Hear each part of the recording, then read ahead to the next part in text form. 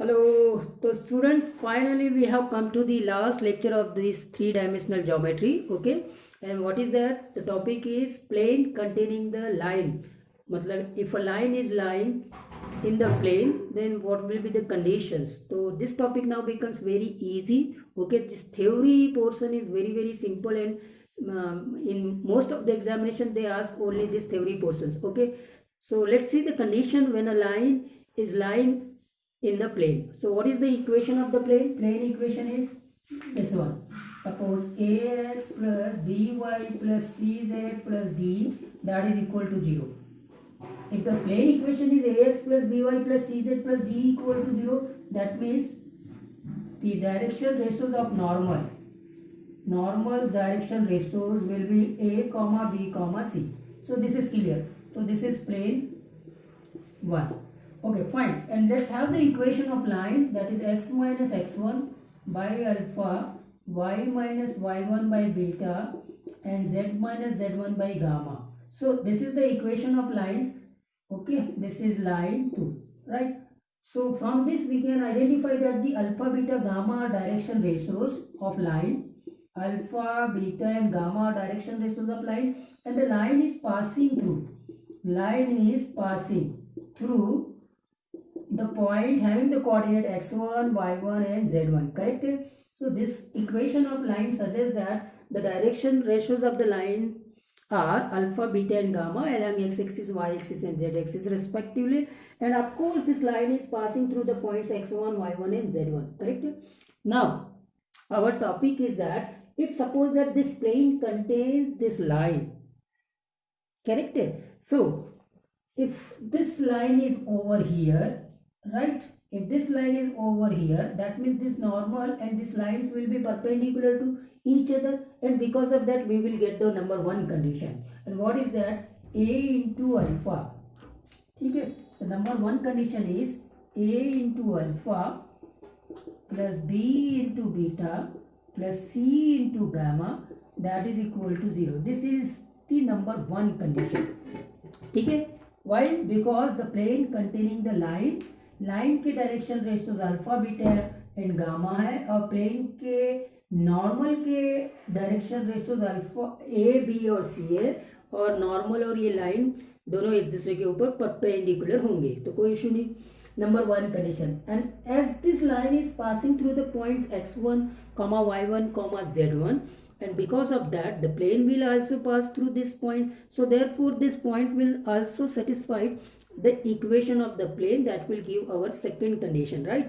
So what is that? The equation of the plane is ax plus by plus cz plus d. This plane passes through the points x1, y1, z1, as this line is passing through the points x1, y1, z1, and plane containing the line. Because of this coordinate will satisfy the plane equation, that is ax1 plus by1 plus cz1 plus d equal to 0. That will be the second condition.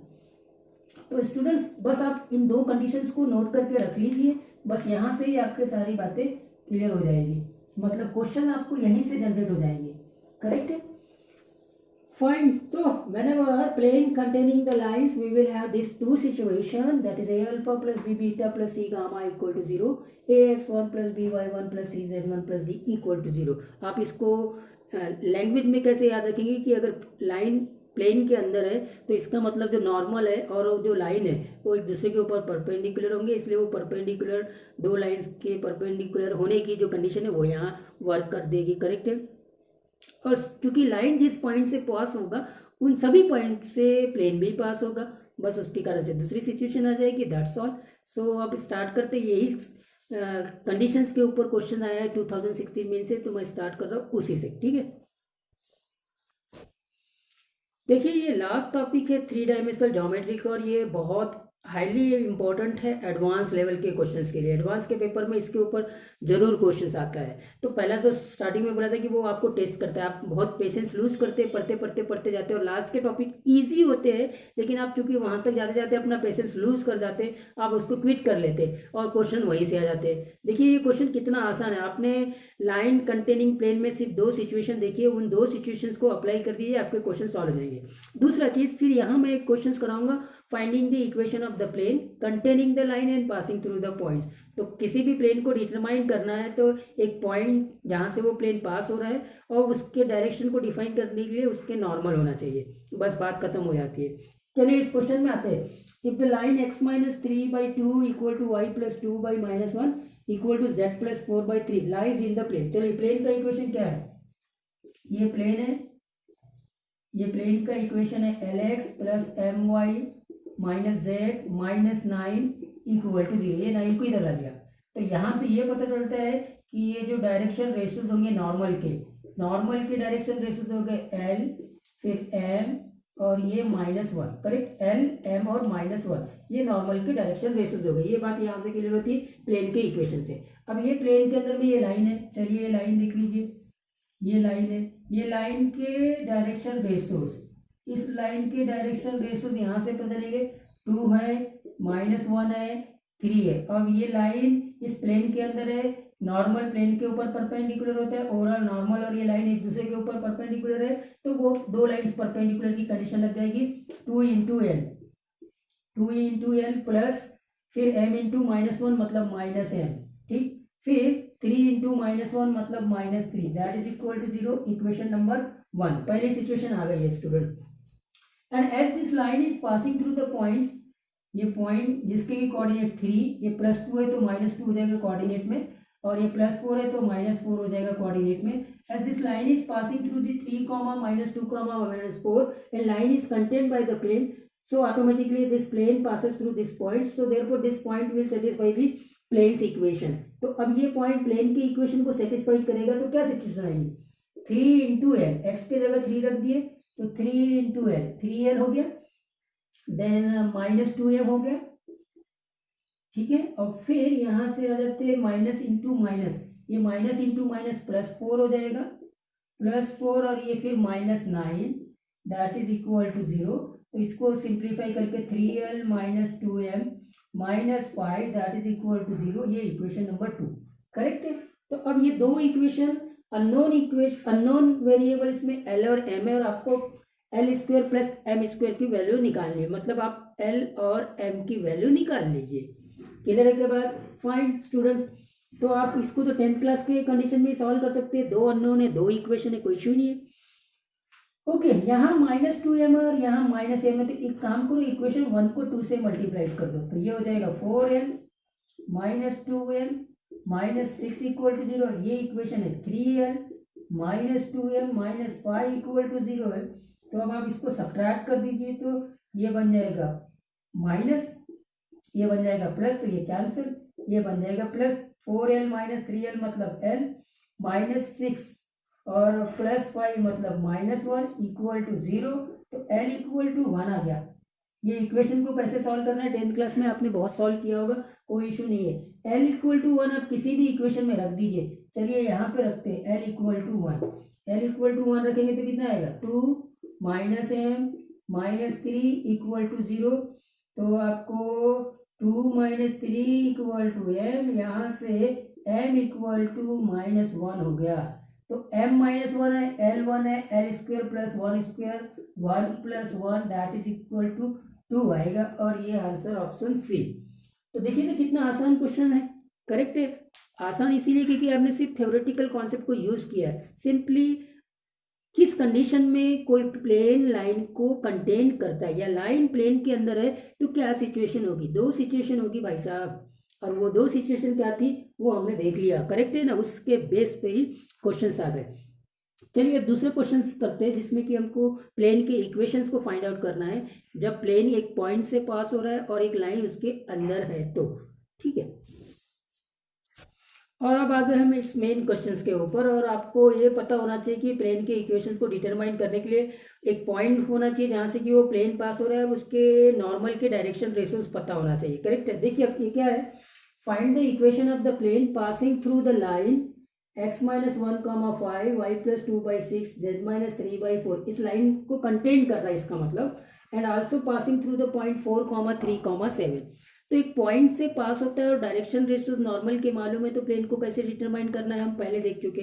तो अब एक काम करते हैं, so required plane ये हो जाएगा, आपने पहले पढ़ा है, पॉइंट कौन सा है, B Y minus three plus C Z minus seven equal to zero. तो ये प्लेन हो गया। इस इक्वेशन से ये पता चला कि ये 0.4, 3, 7 जिसके की कोऑर्डिनेट्स है उससे पास हो रहा है और ए बी सी इसके नॉर्मल के डायरेक्शन रेशियोज है और उस ए बी सी को हमको डिटरमाइन करना है। करेक्ट है। अब ए बी सी को डिटरमाइन करना है। यहाँ पे 3 अननोन है, तो अगर 2 इक्वेशन भी मिलते हैं तो मैं उनको क्रॉस मल्टीप्लिकेशन मेथड से कैसे सॉल्व कर सकते हैं, लास्ट वीडियोस में हमने, लास्ट लेक्चर्स में ऑलरेडी चेकआउट किया है। तो अब 2 सिचुएशन चाहिए।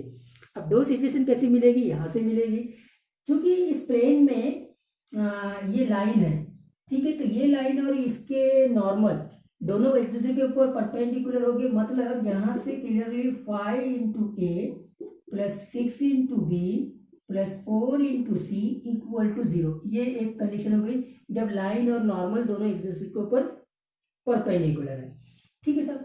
अब ये लाइन पास हो रही है, पॉइंट कौन से पॉइंट से पास हो रही है, जिसके कोऑर्डिनेट 1, जिसके कोऑर्डिनेट -2, जिसके कोऑर्डिनेट 3। जो +2 है ना वो यहाँ -2 बन जाता है, वो आपको सब मालूम है।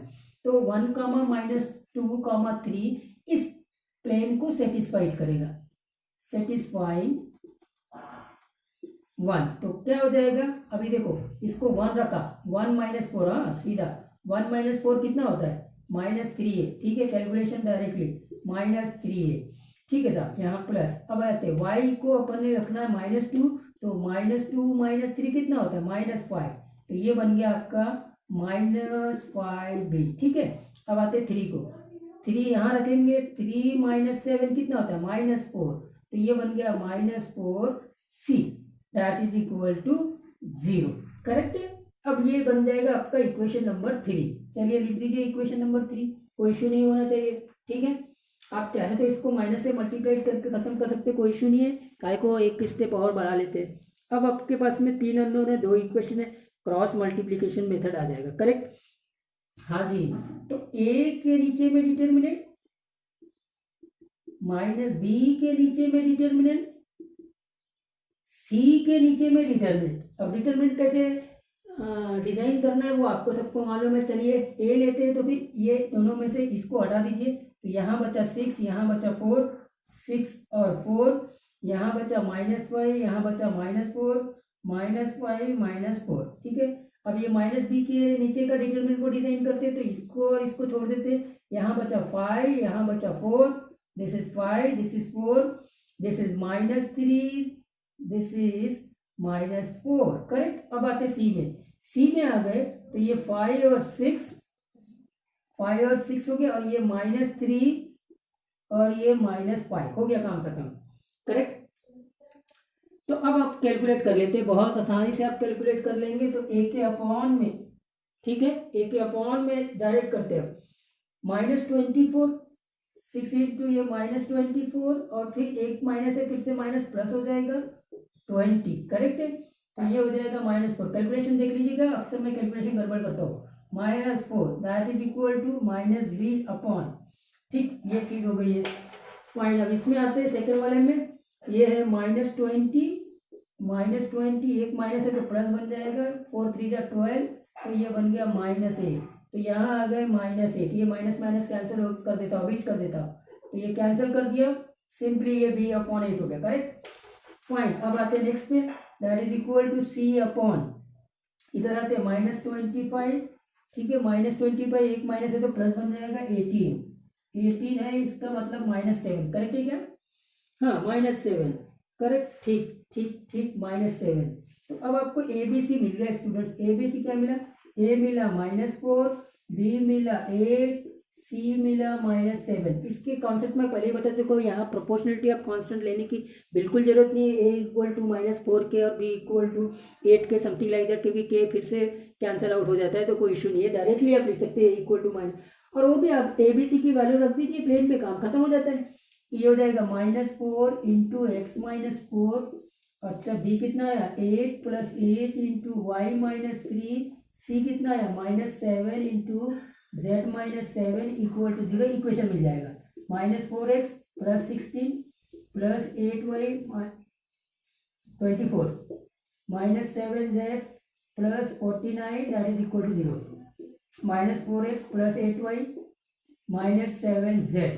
अब ये प्लस 16 है, ये माइनस 24 है तो माइनस 8 और ये प्लस 49 है तो प्लस 41 इक्वल टू 0। आप इसको माइनस से मल्टीप्लाइड भी कर सकते हैं, 4x minus 8y plus 7z minus 41 that is equal to 0। ये आपका फाइनल आंसर। ठीक है, चेक कर लीजिए आपका कैलकुलेशन ठीक है। 4x माइनस 8y ठीक है, प्लस 7z ठीक है, माइनस 41 ठीक है, दैट इज इक्वल टू 0, सब ठीक है।